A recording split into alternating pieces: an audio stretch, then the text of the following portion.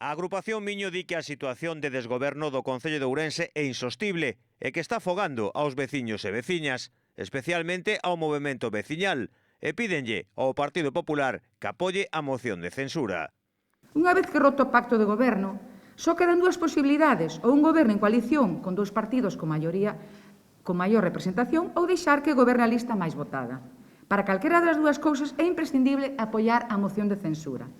As veciñas e veciños non entendemos que nun pleno 24 dos 27 concelleiros voten a favor dun cambio de goberno para logo os políticos sexan incapaces de chegar a un acordo para posibilitar a formación dunha nova maioría de goberno amparados en intereses partidistas.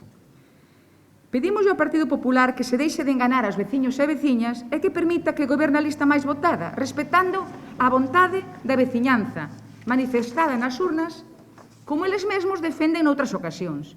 Creemos que actualmente o Concello de Ourense está en mans dun minigoberno formado por 3 concelleiros con casi 20 asesores que non están á altura das circunstancias. O alcalde presentoulle unha proposta no que elimina as subvencións anuais que a toda agora permitían ás asociacións manter a súa actividade por convenios. Unha proposta envenenada, ao seu parecer, xa que obligaría a estas a correr cuns gastos para os que non teñen ingresos. Democracia Ourensana ten 17 asesores. A media son de 35.000 euros.